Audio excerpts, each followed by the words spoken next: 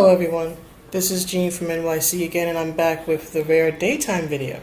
So first, as always, we'd like to welcome you all back to the channel, whether it's the first video you're watching or the 100th video that you're watching.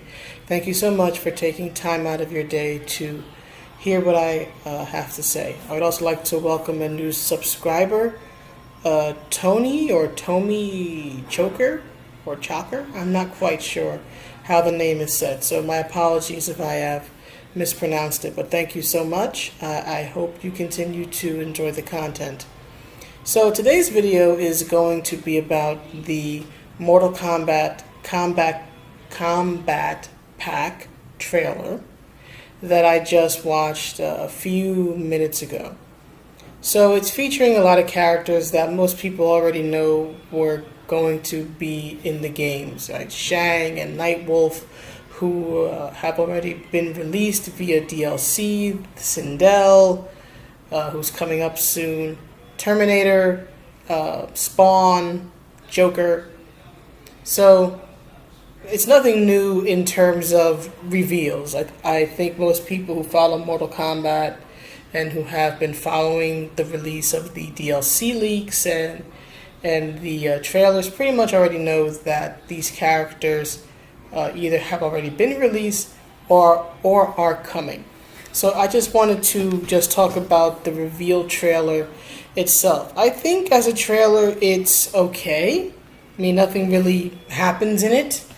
Again, there is nothing surprising in it, as the song goes. You know, nothing shocking. So in that respect, it's a little bit of a letdown, but the characters look good. I'm going to briefly go over each character, and that's it. So as a trailer, I give it a C. Again, it's not terrible, but it's not great, and there was nothing all that interesting to me, at least. It did its job. As a trailer, it did its job. It revealed the characters that have already been released and the characters that will be released throughout the rest of the year and going on into next year. So I'm not going to spend a lot of time on Shang and Nightwolf because I've already done videos about Shang and Nightwolf. So you can check out those videos in my channel and see what I thought about those reveals. The Sindel reveal, which I also did a video on. Again, we actually get like a full body shot of her in the trailer. So I would say the biggest thing is that we see that she's wearing garters on her legs, which as a design element does not surprise me at all. I mean, they're remaking her, recasting her as this, sexy vamp type of character, the evil queen type of thing. And just as a design element, usually if you're gonna make a female character the sexy bad girl, like the vamp or the femme fatale, usually give them, garters because it's reminiscent of lingerie, and lingerie is sexy. So that does not surprise me. I stand by what I said in the video that I did on the reveal, which is that it doesn't look like Sindel as a design. I hate it.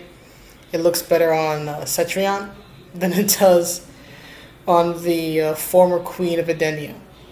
But anyhow, so there's that. And then the next one up, I believe, is Spawn, if my memory is working right. And yeah, I mean, I'm not a big fan of the whole, DLC thing. The whole, not DLC itself, but just the guest fighter thing. I mean, even going back to the days of like, what is it, like Soul Calibur 2, whatever, where they started that with that game. It's never been something that's impressed me. It's never been my thing, so I'm kind of indifferent to most of the DLC characters. Spawn looks like Spawn. I have no complaints there. I hope that for those who play the game, that he will play like Spawn, and that you Spawn fans will be happy. The two that probably I found most interesting visually were Joker and Terminator. Joker because he has such a baby face here. That was surprising. I wasn't really expecting him to have this baby face visage, as it were. And it's appropriately creepy. I will give them that. He does look creepy and somewhat menacing, but it's just such a different look. I am much more accustomed to the older, the long chin, the more overtly menacing. What's the word I'm looking for? Villainous look that he typically has. So here, he's got this very baby face, and it's in the Joker makeup. So I'll admit, it's a bit unsettling, which is maybe the point. I don't think it's a bad design. It's just different, and it's throwing me off. That's basically it. It's not terrible, but not quite the Joker I would go with. But I would by no means say it's a bad design. It's just the face is just totally throwing me off here. And then there's the Terminator.